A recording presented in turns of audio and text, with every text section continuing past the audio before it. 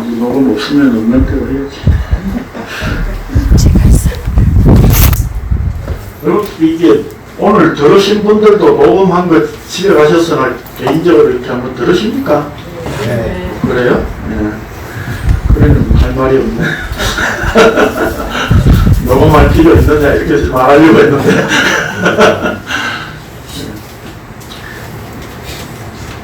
기독교가 창조의 종교다 이런 말들을 보면 참 많이 쓰거든요. 근데 기독교가 창조의 종교입니까? 네? 그럴 때 그 창조라고 하는 의미와 그 종교라고 하는 말의 의미를 우리는 어떻게 파악할 수 있죠? 나는 다른 종교들이 가지고 있는 교리의 내용 그런 것과 달리 우리는 너네와 달리 우리는 창조를 믿어. 이런 의미가 사실 담겨 있는 거죠. 그렇죠? 네. 그래서 제가 그 말을 지우고 하나님의 창조를 전제하고 있다 이랬어요. 그 다음 제가 설명합니다. 하나님의 창조를 전제하고 있다는 말은 단순히 하나님께서 창조하셨고 그 창조를 믿어야 하는 종교라는 뜻이 아니다 그랬어요. 그러면 여러분 이제 마음에 의문이 생기죠. 아니 그럼 뭐 창조의 종교가 아니고 하나님 창조를 믿는 것도 아니라면 그럼 뭐야? 창조된 세계를 통해 하나님께서 나타내실 뜻이 무엇인가를 생각해야 한다는 의미입니다. 그러니까 하나님께서 어떤 이 땅의 만물을 세상의 우주의 모든 것들을 창조하셨고 우리가 그것을 믿는다 라고 하는 내용이 중요한 게 아니다 이 말입니다. 더 중요한 것은 뭐냐면 왜 하나님이 창조를 하셨고 그 창조된 세계를 통해서 하나님께서 뭘 나타내려고 하시느냐 라고 하는 점이 중요하다 이 말입니다. 이 말은 굉장히 중요한 논지입니다 여러분. 예, 반드시 기억하십시오. 즉 하나님께서는 창조 이전과 창조 이후의 세계를 갈라놓고 자신의 뜻을 언약으로 나타내셨다는 것입니다. 다시 말해서 하나님께서 언약을 주셨다는 의미는 창세전 약속, 그게 묵시의 세계죠. 네, 묵시의 세계를 창조된 세계, 역사 속에 펼쳐서 보여주신다는 의미를 담고 있습니다. 자, 우리가 이렇게 이제 이해를 하면 여러분 지금 창조라고 하는 말의 의미가 이제 뭔지 이해하시겠습니까? 창조라고 하는 것은 우주 만물을 지금 세상에 이렇게 만들어 놓고 눈에 보이도록 만들어 놓고 우리로 하여금 그것을 누리고 받아서 이렇게 우리 마음대로 이렇게 활용을 잘 하고 또 후손들에게 물려주기 위해서 관리를 잘 해야 된다 라고 하는 어떤 그 소위 말하는 흔히 우리가 기독교에서 문화명령이라고 그런 말들을 많이 하죠.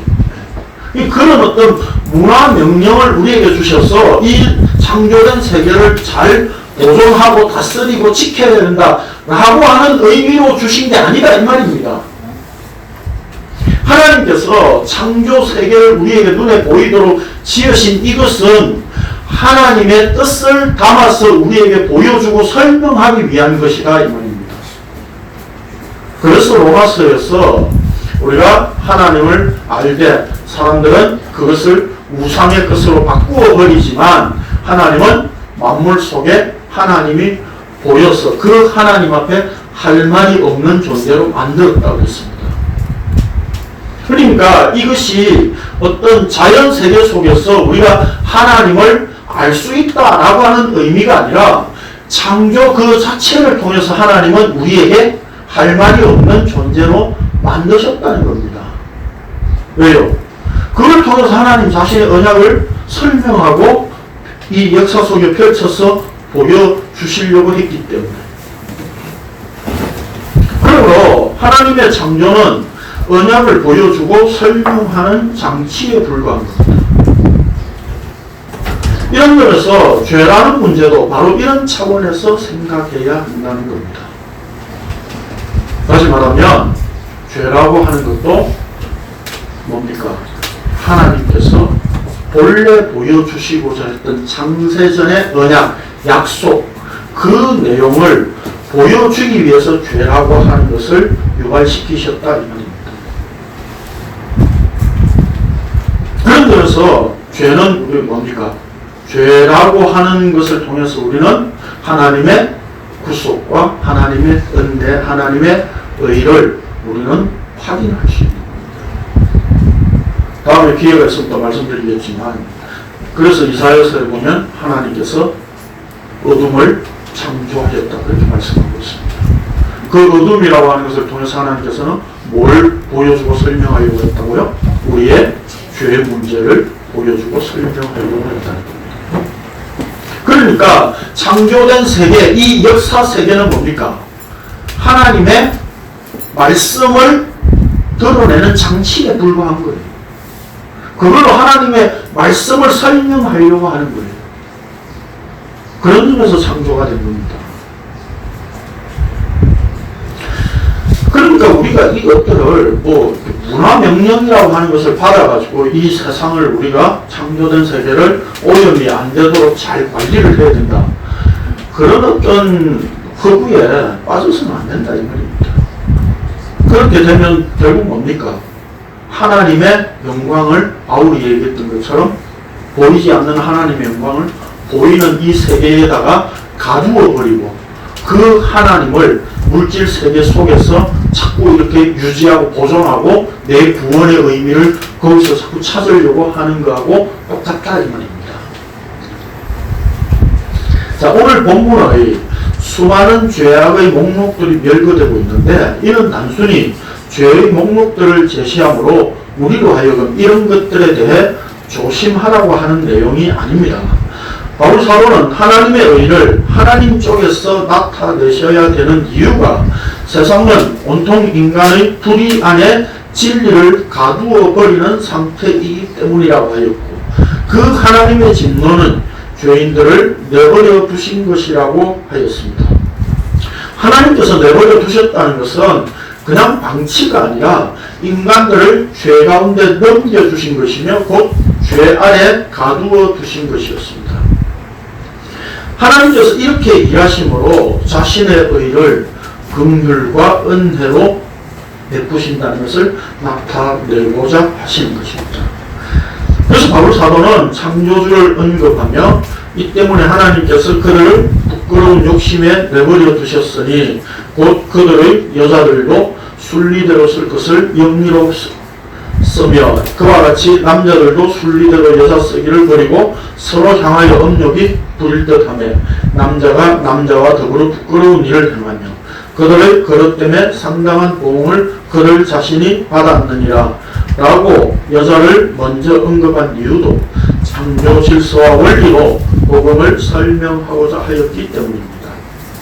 그러므로 여기서 그들의 그릇 때문에 상당한 보응을 흔히 동성애자들이 동성애 때문에 에이즈에 걸려서 그에 대한 보응을 받는다는 식으로 해석하려고 하는 사람들이 굉장히 많습니다.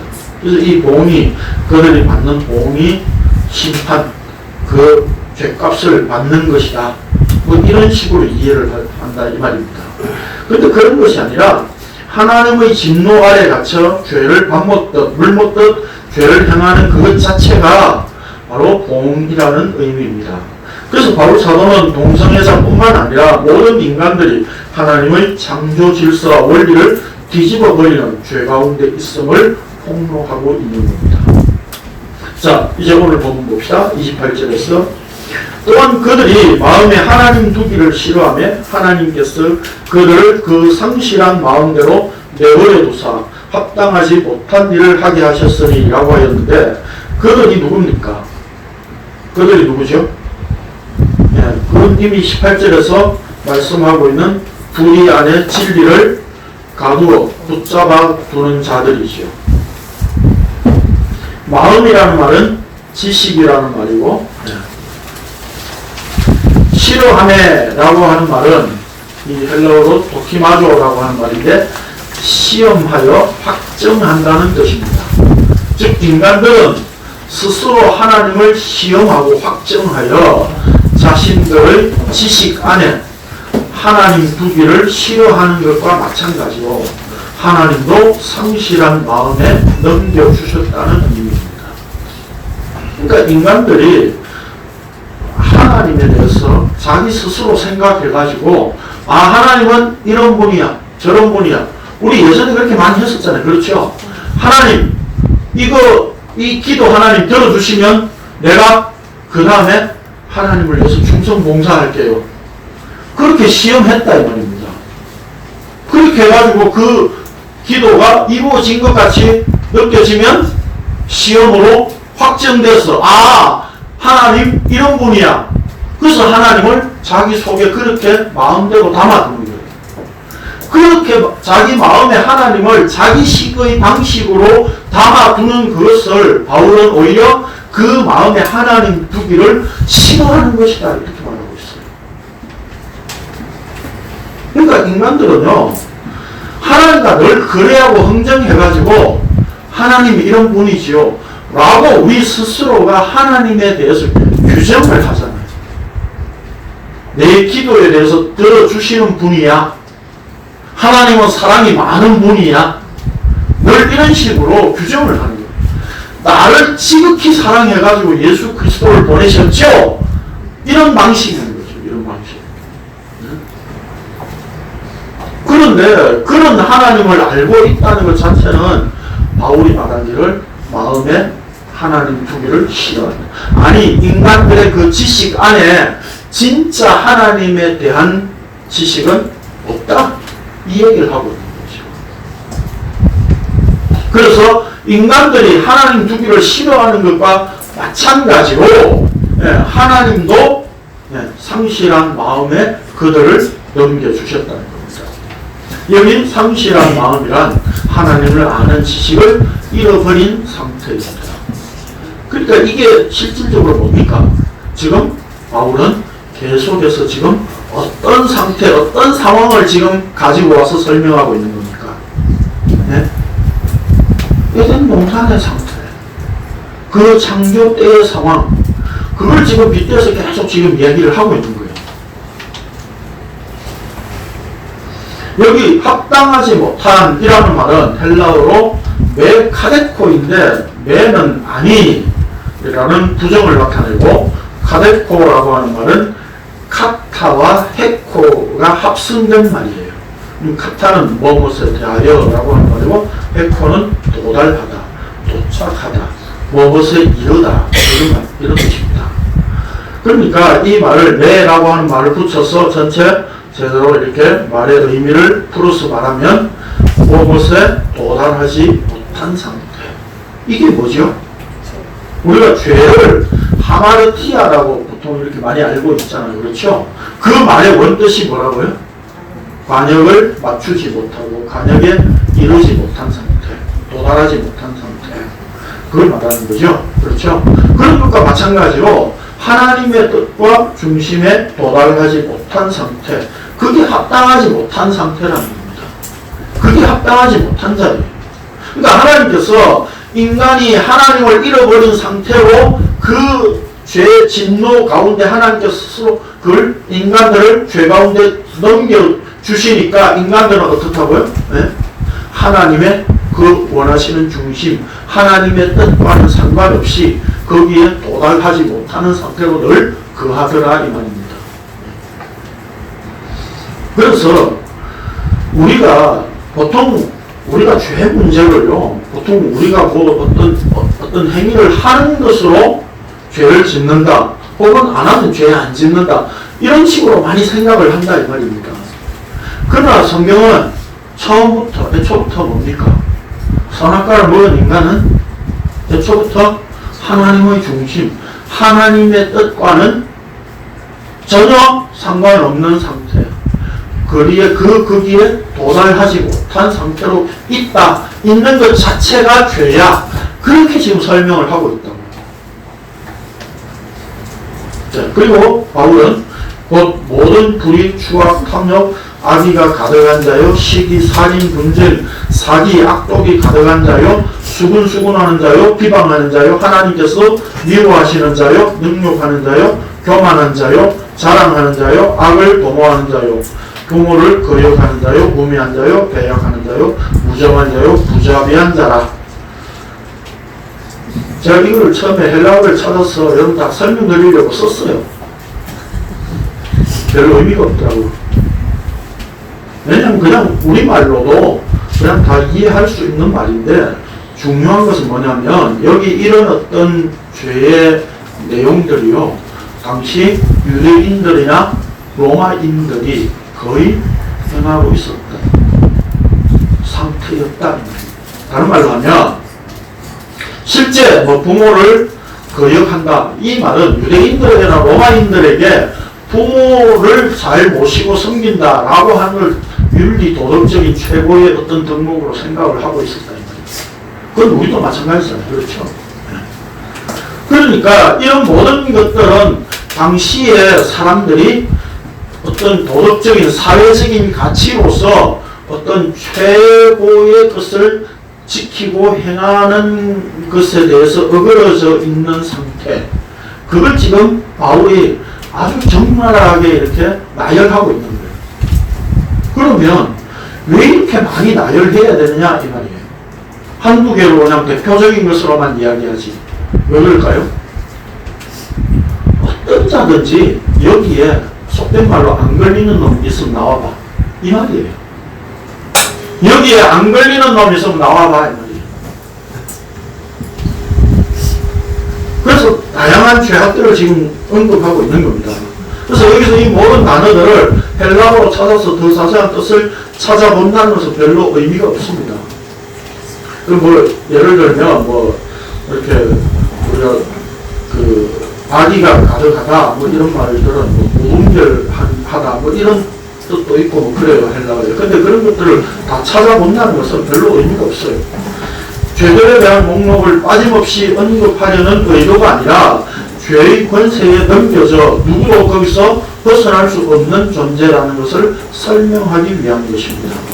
그러므로 인간들이 하나님의 진리를 거짓 것으로 바꾸며 피조물을 열심히 신으로 섬기는 상태대로 두셨다는 것이 바로 하나님의 진노입니다. 마음에 하나님 두기를 싫어하는 죄의 본성대로 하도록 두신 것이 지금 계속적으로 나타난 하나님의 진노입니다. 이러한 하나님의 진노에서 예외 인자가 누가 있습니까? 여기에 우리가 해당 안 되는 사람이 있습니까? 바로 내 자신도 여기에 다 걸린다 이 말입니다.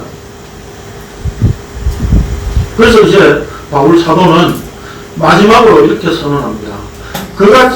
그들이 이 같은 일을 행하는 자는 사형에 해당한다고 하나님께서 정하심을 알고도 자기들만 행할 뿐 아니라 또한 그런 일을 행하는 자들을 옳다 하느니라 이렇게 말씀하고 있는데요. 예, 사형에 해당한다라고 하는 말은 죽음에 넘기워졌다 이 말입니다.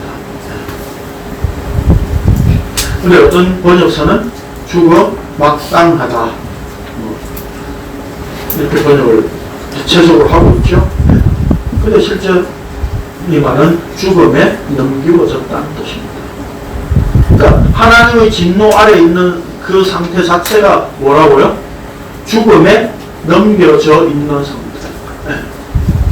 죽음에 하나님께서 우리들을 그 죽음 가운데 던져 놓으셨다. 그러니까 이게 사형에 해당한다 이렇게 하니까 이런 죽일 놈 이렇게 생각을 하기 쉬운데 그게 아니라 모든 인간들이 바로 어떤 상태라고요? 죽음에 넘겨져 있는 상태다 이 말입니다. 우리가 죽음에 넘겨져 있었던 상태입니다. 예외 아니에요.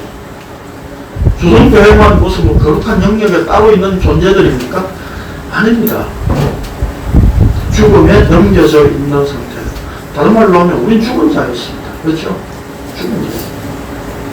하나님께서 정하심이란 하나님께서 법으로 선언하셨다는 의미입니다. 그러면 이 말씀이 생각나게 하는 것이 무엇일까요? 바로 창조 때 에덴 동산에서 하나님께서 선악을 알게 하는 나무를 먹는 날에는 뭐라고요? 반드시 죽으리라. 우리 성경에 이제 좀 이 설명을 하자면, 물론 이제 뭐 지나갈 수도 있는데, 예전에 또 설명했던 부분이라 그냥 제가 교환에는 구체적으로 안 해놨는데, 이 말이 원래는 무트 타무트 이렇게 돼 있어요. 히브리어로. 죽고 죽는다 이렇게 돼 있어요. 그러니까 죽어야 죽는다 이런 겁니다. 그 말은 무슨 말이냐면, 선악과를 먹고 죽어야 하나님에 의해서 죽는 것을 알 수 있는 자가 된다는 말입니다. 그래서 제가 십자가에 죽자는 이야기 맨날 하는 이야기가 바로 이겁니다. 그러니까 이 말이 이제 죽고 죽는다라고 이렇게 되어 있으니까 우리 성경에는 이게 옛날 성경에는 정령 죽으리라 그렇게 했고, 여기서는 대성성경 반드시 죽으리라 이렇게 이제 반드시라고 하는 말을 두 번 반복되니까 이제 반드시라고 하는 말을 집어넣었는데, 죽고 죽는다 이겁니다. 죽어서 죽는 겁니다. 그러니까 이 말이 말하는 뜻이 사실은 뭡니까? 선악과를 먹고 죽어야 되는 거예요. 다시 말하면 하나님께서 우리를, 인간들을 이미 죽음 가운데 넘겨주셨다는 얘기예요. 그래서 선악을 알게 하는 나무로 인간은 취할 수밖에 없었습니다. 뭐 자유의지가 있는데 뭐 생명나무를 먹을 수도 있었고 선악과 나무를 취할 수도 있었고, 그런 이론이 어디서 나왔습니까? 다 철학에서 나온 거거든요. 성경이 이야기하는 것은 그게 아닙니다. 그래서 죽음에 넘기워져서 그 죽음에 의한 것을 가지고 우리에게 뭘 가르쳐 주려고요? 죽는다는 게 뭔지를 가르쳐 주려고. 아까 말씀드렸죠. 제가 서론에서 전제를 하면서 창조가 왜 필요했다고요? 이 생명을, 복음을 설명하기 위해서. 그러니까 죽고 죽는다라고 하는 이것을 통해서 인간이 선악과 나무로 취해서 먹고 죽어야만 하나님의 죽음 안에서 다시 생명을 취할 수 있는 존재로 만드시겠다고 하는 하나님의 의도가 담겨 있는 거예요. 그래서 죽는 것이 뭔지를 보여주기 위해서 창조를 하신 거예요. 그 창조 세계 속에서 인간은 반드시 죽음이라고 하는 것을 경험할 수밖에 없는 상태가 된다. 왜요? 하나님께서 우리를 죽음에 넘겨주셨기 때문에. 그러니까 우리가 지금 사실 살아있지만 어떻다고요? 죽은 존재다 이 말입니다. 죽은 존재가 교회에 와가지고 옷 자랑하고 자식 자랑하고 막 그러고 있어요. 네? 웃기잖아요. 그렇죠? 돈 자랑하고 말이죠. 자기 잘남을 자랑하고. 우리는 교회에서도요, 마치 무슨 대학원까지 공부를 하면 복음을 더 잘 쉽게 이해할 것처럼 그렇게 생각을 한다고요. 네? 언어를 잘하면 네? 복음을 더 쉽게 이해할 수 있는 것처럼 착각한다고요. 그래서 뭐 헬라어, 히브리어 막 공부해가면서 말이죠. 원어 공부 붐이 일고. 백만이 말씀드리잖아요. 공부해가지고 복음을 아는 게 아니라고. 우리 지금 공부하는 게 아니에요, 지금. 자꾸 이렇게 적고 뭐 이렇게 외우려고 하지 마십시오. 네? 적자 생존이라고 뭐 적어야 살아남는다. 네? 그래서 막 적는데 적어놓은 거 보십니까? 안 보시잖아요, 다음에. 안 본다고 그러는데 제가 너무 무시하는 건가요? 실제 우리가 거기에 의미가 있는 게 아니라는 거죠. 그렇죠?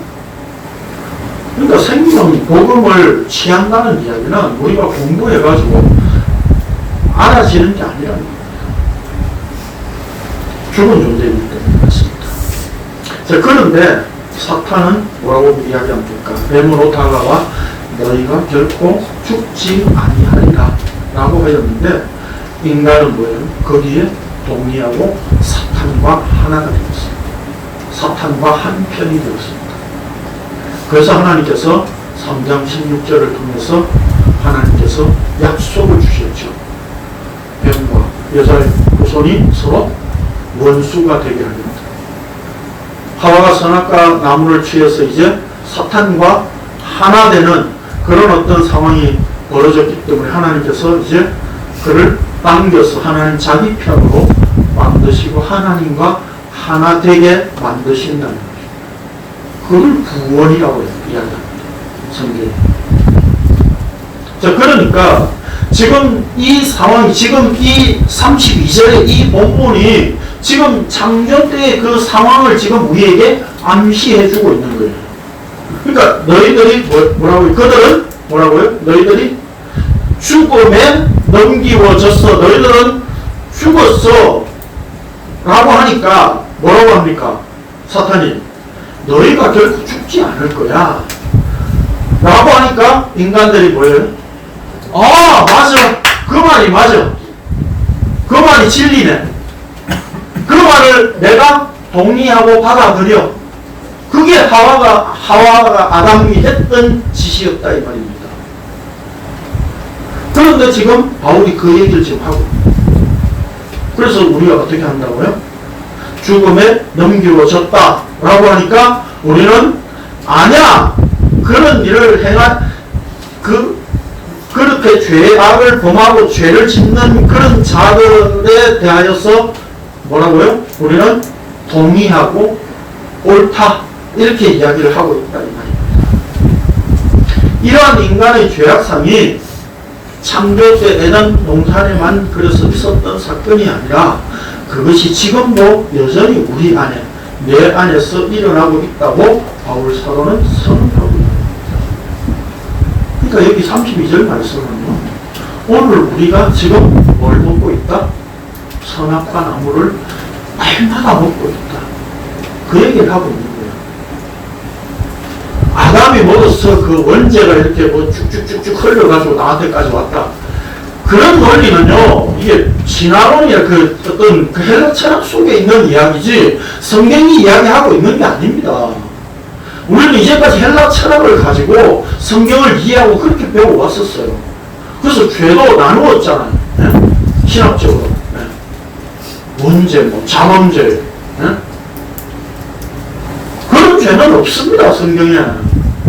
그냥 성경에서는 달랑 한자, 죄, 그 얘기를 하고 있는 거예요. 그 죄는 뭐라고요? 오늘 우리 본문에서 말씀하고 있는 것처럼 하나님의 뜻과 하나님의 중심에 도달하지 못한 상태. 그 죄 가운데 있는 겁니다. 근데 뭐 원죄가 어디 있고 자범죄가 어디 있어? 그래서 원죄는 예수 그리스도로 십자가로 속죄됐고 이제 자범죄는 맨날 회개해야 된다고 그러죠. 맨날 해보십시오. 구원받나?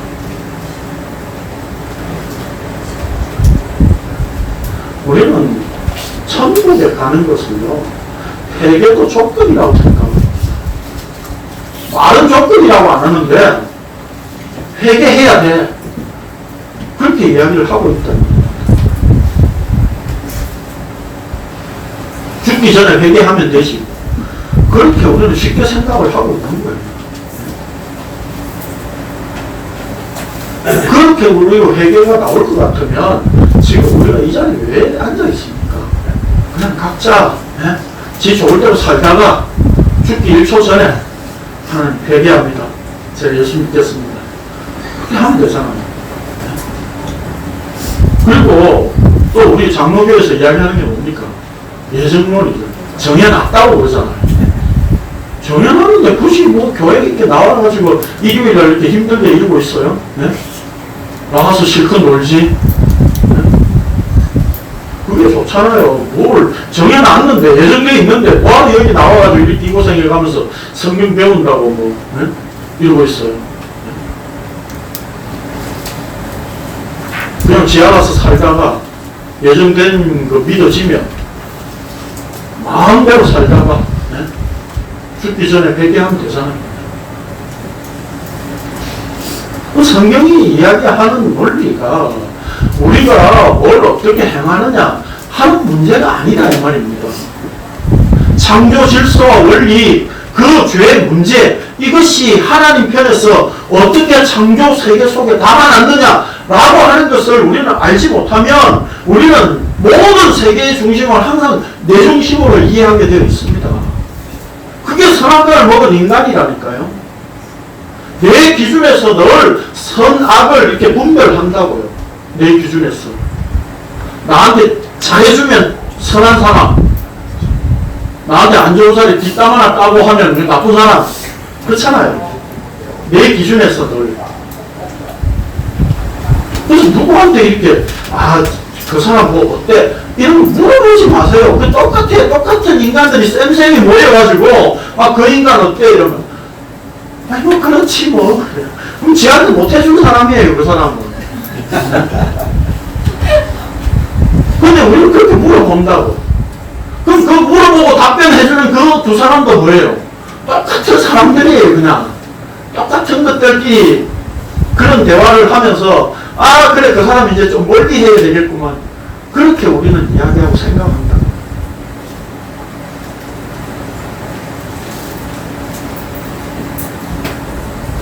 저에 대해서 이상한 소리 많이 안 들으셨습니까? 인터넷상으로. 유명하셔요? 훌륭하다는 이야기를 하는 게 아니에요. 지금. 유명하시냐고? 네? 유명하셔요? 유명하다는 뜻이 아니라 인터넷상으로 소문은 좀 나 있습니다. 오. 조선교회 치면 연관 검색으로 김영대 같이 뜹니다. 그걸 이야기하고자 하는 게 아니라 우리는요 어떤 사람에 대해서 알아본다는 것 자체가 인간들이 죄 가운데 있는 인간들끼리 서로가 그 죄 가운데 있는 이야기를 하고 그걸 말하고 그걸 들을 뿐이에요. 그러니까 우리 인간들은 죄인들은 다 각자 자기 기준에 의해서 사람을 판단하고 분별할 뿐이에요. 그러니까 좋은 사람도 없고 나쁜 사람도 없는 겁니다. 중요한 것은 뭡니까? 그가 지금 그리스도의 생명 안에 함께하고 있느냐 아니냐 라고 하는 기준입니다.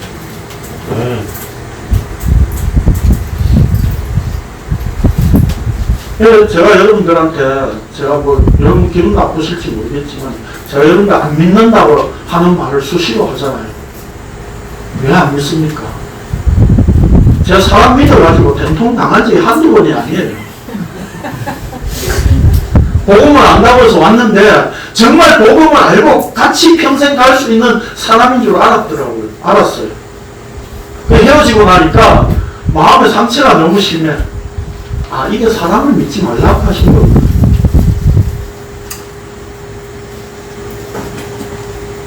그래서 사람 안 믿기로 했습니다. 여러분들께 기분 나쁘실지 모르겠지만 그러나 중요한 것은 뭡니까? 지금 우리가 서로 십자가 예수 그리스도를 고백하기 때문에 서로 말씀을 나눌 수 있는 관계, 그 관계가 유지되는 동안 말씀을 나누면 되는 거예요. 그 관계를 우리는 서로 만나게 하셨고 말씀을 나누게 하셨습니다. 이것 외에 우리는 세상에 모이면 뭡니까? 늘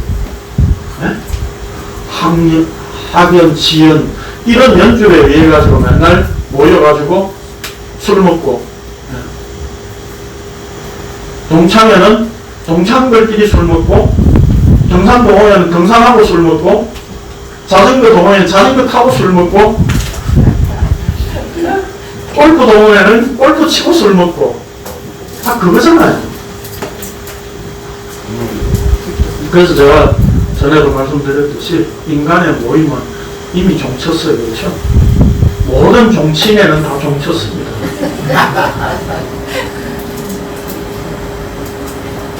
그러니까 우리가 그런 어떤 세상적 모임 속에서 우리가 구해야 할 것, 생각해야 할 것은 없습니다. 단지 말씀의 관계로 나누도록 하신 동안 우리는 서로 말씀을 나눌 뿐이에요. 그런데도 우리는 여기 속에서 사실 죄가 나오잖아요. 그렇죠? 말씀을 나누라고 우리는 붙여주셨음에도 불구하고 저 사람 내가 볼 때 예수 안 믿을 것 같아. 우리는 그런 판단을 내 스스로 하고 있다고요. 아이 저 사람 복음 안 나가는데 왠지 난 싫어. 그게 우리 속에 있다니까요. 그게 뭡니까? 바울이 말한 이 죄 가운데 제 목록 속에 우리가 다 여기에 걸려있다. 철저히 걸려있어.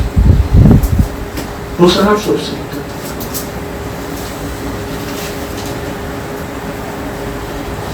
자, 그래서 아까 말씀드렸던 것처럼 이 인간의 죄악상이 창조 때에 에덴 동산에 있었던 사건이 아니라 그것이 지금도 여전히 우리 안에, 내 안에 일어나고 있다고 바울 사도는 선언합니다.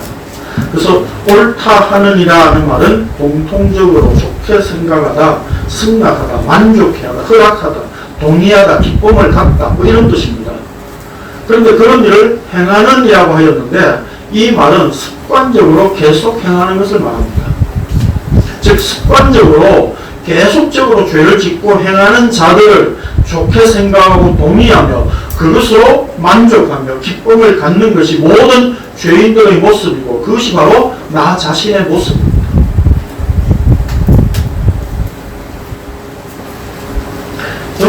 저기 완벽한 타인 영화 보셨습니까? 네. 보셨습니까? 네. 안 보신 분들은 좀 보시는 걸 추천드립니다. 정말로 장난으로 하는 이야기입니다. 어릴 때부터 이렇게 친하게 지내왔던 친구들이 결혼을 했어. 이제 서로 너무 잘 알고 통을 없이 지냈던 친구라고 생각을 해서 부부 모임을 가지잖아요. 그렇죠? 그 모임 속에서 재밌는 제안을 한 사람이 하죠. 핸드폰을 우리 다 까자. 그래서 핸드폰을 식탁 위에 다 올려놓고 어떤 문자든지 어떤 전화든지 오면 여기에 다 공개를 하자. 공개를 하려고 하니까 웃기는 현상이 생기는 거죠. 이제 그 중에 동성애자도 있었죠. 그렇죠? 그래가지고 서로 핸드폰을 바꾸었는데 부부간에 이제 문제가 생기게 된 거죠. 그런 문제 때문에. 결국은 그 영화가 말하고자 하는 게 뭐예요? 제목 그대로 완벽한 타인. 우리 서로가 잘 안다고 했는데 서로가 다 완벽한 타인에 불과합니다.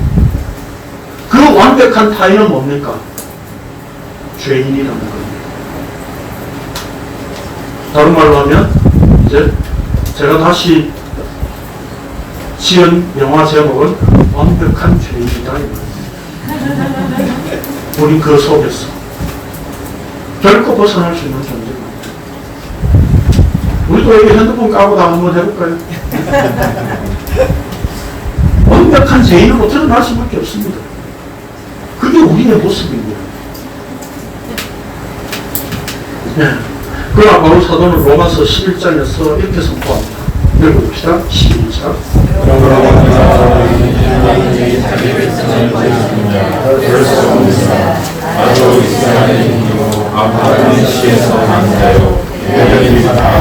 하나님이 그에게 하신 자기 백성을 너희가 성령의 그가 이스라엘을 하나님께 보호하되 하나님은 자기 백성들을 버리지 아니하셨다고 선포하였습니다. 인간들을 죄 가운데 넘겨주셨지만 그것을 통해 하나님께서는 자기 백성들을 예수 그리스도 안에서 하나로 만드시는 일을 하시기 위함이었습니다. 그래서 누굴 버리셨습니까? 읽어봅시다. 시작.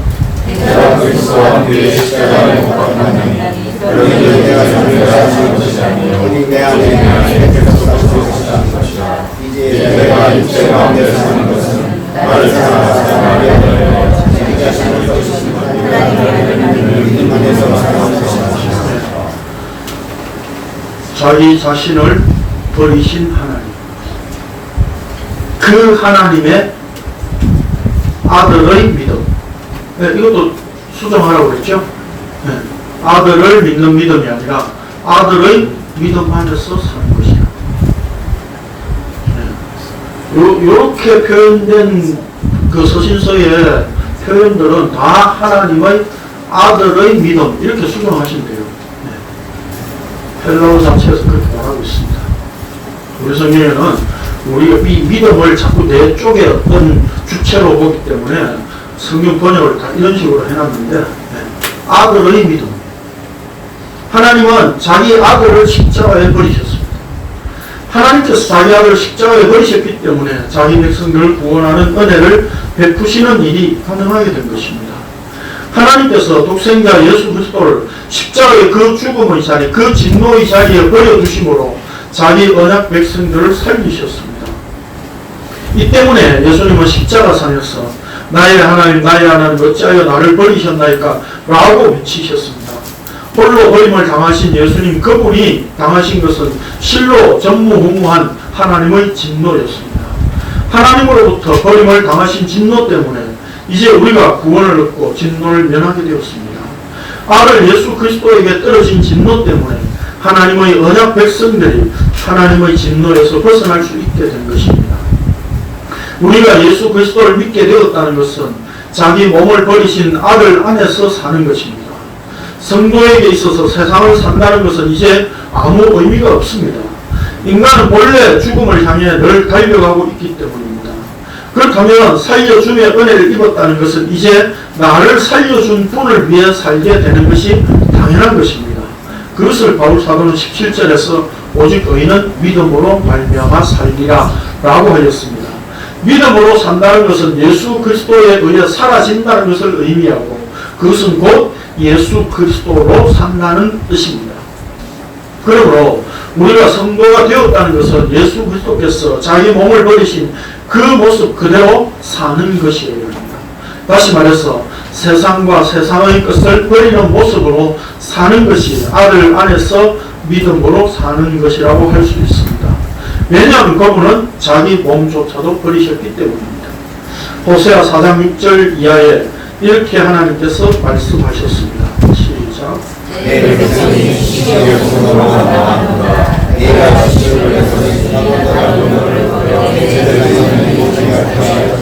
네가 내가 하나님의 뜻을 있으니 아버지의 그들이 명성한 성으로 내게 공개하니 내가 그들에게 화를 베하여 유비되게 하리라. 그들이 내를 생각시키는 일을 먹고 그 마음을 그들을 취하게 하시는구나. 장자는 그들을 공개합니다. 내가 그들의 진실대로 하여 그들이 내게 매라고 하리라. 그들이 너도 배고프지 않으며 공명을 하고 스스로가 드러나지 못하는 그는 여호와 공부하고 따르지 아니하였습니다. 여기 내 백성이 지식이 없으므로 망한다 라고 하는 이 말이 뭡니까? 바로 하나님을 여호와로 생각하지 않고 버렸다 이 말입니다. 그래서 여기서 여호와를 아는 지식이란 공부해서 뭐 배울 수 있는 걸 말하는 게 아니라 내가 하나님을 안다는 차원이 아니며 공부해서 아는 지식을 말하는 것이 아닙니다. 하나님에 대해 배워서 아는 지식으로 하나님의 영생에 들어갈 수 있는 것이 아니기 때문입니다. 언약의 말씀 안에서 말씀과 더불어 하나님과 하나 된 상태를 의미합니다.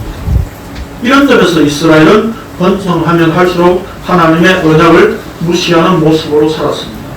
번성할수록 범죄하였습니다. 그것이 하나님의 진노 아래 있는 죄인들의 모습입니다. 곧 우리들의 모습입니다. 그렇기 때문에 요한 사도는 이렇게 선언하였습니다. 시작. 영생은 곧 유일하신 참 하나님과 그가 보내신 예수 그리스도를 아는 것입니다. 그래서 지식이 없다 이 말은 결국 뭡니까? 이스라엘 백성들이 하나님의 보내신 자 예수 그리스도를 알려고 하지 않았다 이 말입니다. 오늘날 교회들은 자꾸 쌓아놓고 굴리는 것이 하나님의 축복이라고 가르칩니다. 그런데 문제는 그러한 거짓 교회들이 왜 이렇게 많은가 하는 물음에 대하여 많은 교인들이 고민을 하고 있는 것이 사실입니다. 거짓 교회가 많다는 것이 하나님이 힘이 없어서 그러한가 아니면 하나님은 진짜 계시지 않는 것인가 하는 고민입니다.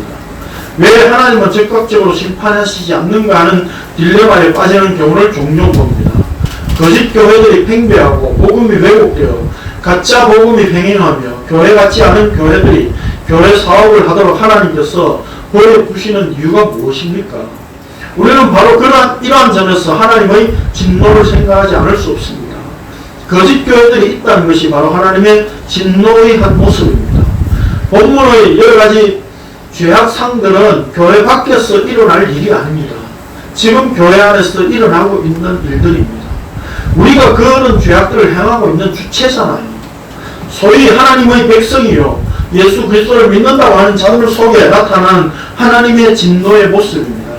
그것을 통해 하나님께서 참된 교회, 성경에서 말씀하는 주님의 몸된 교회가 진정으로 어떤 모습인지를 보여주시기 위함입니다. 그럼에도 불구하고 그것이 하나님의 진노인 줄 알지 못하고 있습니다. 실로 지상의 교회는, 이 땅의 모든 교회들은 이러한 하나님의 진노를 그대로 다 담아내고 있습니다. 그렇기 때문에 우리는 여기서 예외이다, 주선교회는 제외되어 있다고 생각할 문제가 아닙니다. 교회 수가 많고 교인들의 엄청난 숫자가 하나님이 인정하는 것이 아니라 그것이 바로 하나님의 진노 아래 버려두신 모습이라는 것을 직시되어야 합니다. 근데 우리가 복음을 안다고 하시는 분들도요, 왜 복음을 아는 교회가 이렇게 없냐? 네? 이게 교인 모이는 교회마다 왜 교인 수가 이렇게 없어?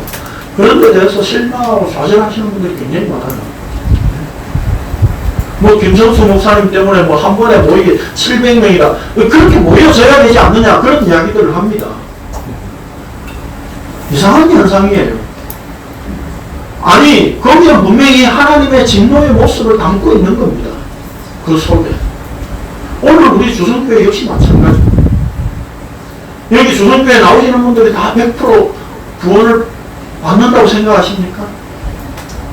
예? 아닙니다. 날마다 진리를 쫓아가게 만드시는 하나님 자기 백성, 하나님께서 자기 백성 자기가 남기십니다. 그럼 나는 어떻게 해? 계속 진리가 좋아서 쫓아가지는지 그 자기 점검을 하십시오. 내가 정말 진리가 좋은지, 아니면 기존교회 내가 너무 목회자들 교회에 대해서 실망감과 좌절감이 있었기 때문에 그래도 주선교회는 그런 게 없으니까 괜찮은 교회네 라고 해서 나오는 것이 아닌지, 내가 정말 진리를 쫓고 있는 것인지 그걸 점검하고 확인하시라 이 말입니다.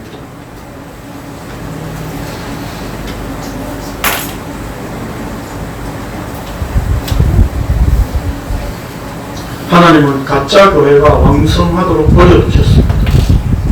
그래야만 주님의 몸된 교회가 어떤 것인가 하는 것으로 제대로 복음의 말씀에 의해 드러나는 것입니다.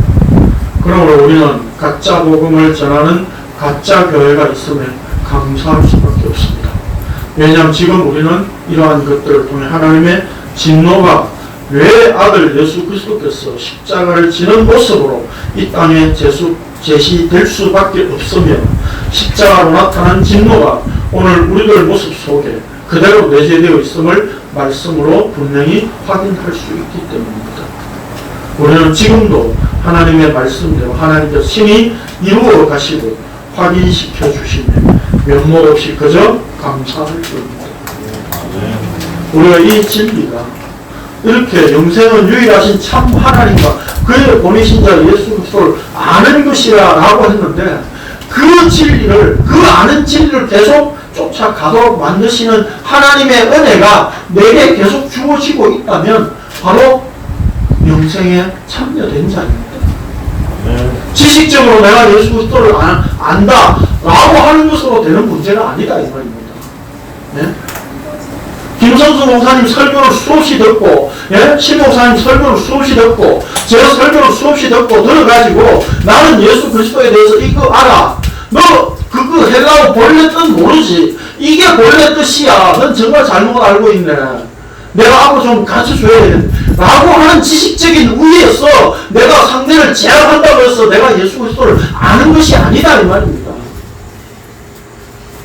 예수 그리스도를 안다는 것은 그 진리 안에 부름받아서 자기를 부인하고 날마다 십자가에 죽는 그 죽음이 내 속에 매일매일 발생되는 자여야 됩니다.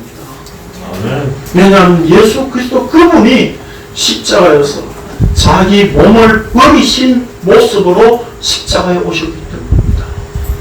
오늘 우리가 십자가 예수 그리스도가 믿어진다는 것은 그 주님과 더불어 십자가에 내 자신을 날마다 버리고 죽는 모습으로 진리를 쫓는 것이라고 하는 것을 분명히 기억하시기를 바랍니다. 기도드리겠습니다. 거룩하신 주님 감사를 드립니다.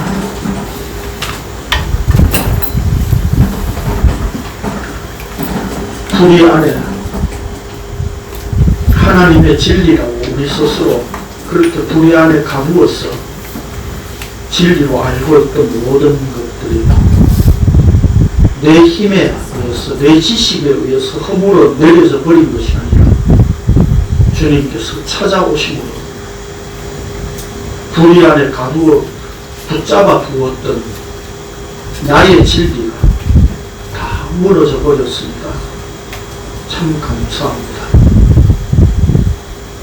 내가 이루어낼 수 없는 것이 하나님께서 하나님의 능력으로 하나님의 의를 나타내시고 그 하나님의 의 앞에 우리의 불의함이 낱낱이 드러나게 됨을 참으로 감사를 드립니다. 그 불의가 그렇게 불의로 드러나지 않았더라면 우리는 하나님의 진노 아래 있는 것이 무엇인지 알지 못했었고 내 스스로 의롭다고 스스로 여기며 구원과 생명과 관계에 있는 자라고 우리는 그렇게 스스로 위로하며 사망을 향해서 달려가고 있었던 자들이었습니다. 또 우리는 그렇게 달려갈 자들인데 어느 날 갑자기 하나님의 의로 은혜와 긍휼로 입히신 이 놀라운 은혜를 우리가 무엇으로 말할 수 있고 무엇으로 표현할 수 있습니까? 주께서 베푸신 이 긍휼과 은혜 잊지 않도록 이 진리를 우리에게 계속 알게 하시는 그 성령님의 역사 오늘도 우리 자신을 진리의 말씀 안에 내어 맡길 수 있는 믿음으로 살게 하여 주옵소서. 이 한 주간도 내 힘과 내 생각, 내 지식으로 살아가는 것이 아니라 믿음에 의해서 믿음이신 예수 그리스도에 의해서 사라지는 자를 되게 하여 주옵소서. 예수님의 이름으로 기도드립니다. 아멘.